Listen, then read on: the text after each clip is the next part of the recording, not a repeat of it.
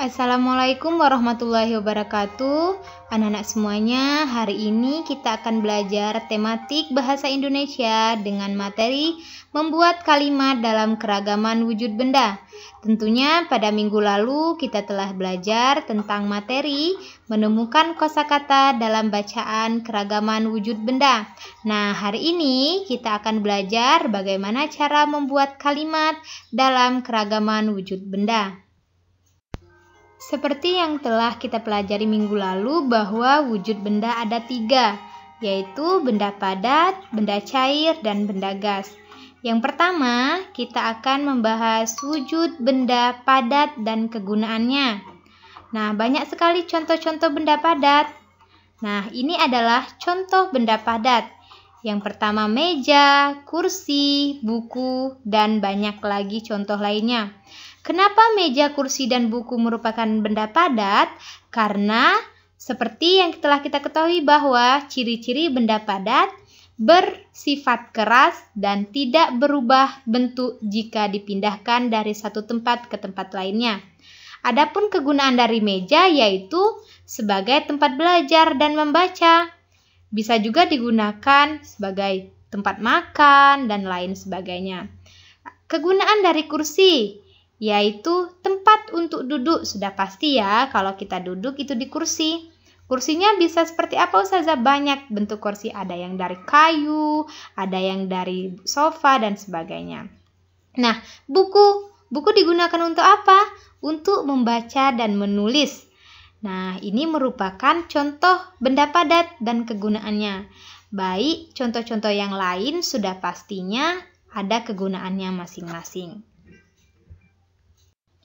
Yang kedua, kita akan membahas benda cair dan kegunaannya. Nah, di sini Ustazah memberikan contoh benda cair. Ada kopi, ada sirup, ada susu, dan ada air aqua atau air minum ya. Nah, kegunaan dari benda cair sangat banyak bagi makhluk hidup. Salah satunya untuk kebutuhan minum. Anak-anak semuanya sudah pasti pernah meminum ini bukan? Nah, benda cair sangat banyak manfaatnya bagi makhluk hidup. Nah, yang ketiga yaitu benda gas. Benda gas dan kegunaannya sangat banyak sekali kita temui di kehidupan kita. Seperti yang sudah Ustazah jelaskan minggu lalu bahwa ciri benda gas yaitu bentuknya berubah tergantung ruang yang menempatinya. Dan juga benda gas tidak dapat kita lihat dan kita sentuh, tetapi dapat kita rasakan. Nah, benda gas sangat bermanfaat bagi kehidupan sehari-hari. Salah satu contoh benda gas adalah angin. Nah, anak-anak Ustazah dapat melihat angin? Tidak bukan? Dapat menyentuh angin? Tidak bukan? Tetapi angin dapat kita rasakan. Kehadirannya ada, seperti kita melihat pohon yang bergoyang karena terpaan angin. Nah, kegunaan dari angin dapat mengisi balon dan ban kendaraan. Nah, di dalam ban kendaraan ada angin yang diisi, sehingga ban tersebut dapat digunakan dan kendaraan pun dapat berjalan. Kita sudah belajar mengingat tentang wujud-wujud benda serta kegunaannya. Sekarang kita akan memasuki materi yaitu bagaimana cara membuat sebuah kalimat. Kalimat merupakan serangkaian kata yang memiliki makna. Bagaimana cara membuat kalimat? Yaitu dengan memasukkan kata yang telah disediakan. Di materi memahami wujud benda dan kegunaannya, kita temukan kata-kata seperti kata angin, kata meja, kursi, air, dan sebagainya. Nah, sekarang Ustazah akan memberikan contoh bagaimana cara membuat sebuah kalimat. Ustazah ambil kata atau kosakata meja.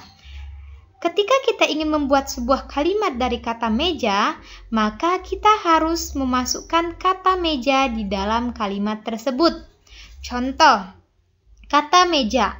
Kalimatnya adalah, ayah membelikanku meja belajar berwarna merah. Yang Ustazah garis bawahi adalah kata meja yang telah disediakan. Jadi, membuat kalimat kita harus memasukkan kata yang telah disediakan. Contoh yang kedua yaitu air. Bagaimana kalimatnya?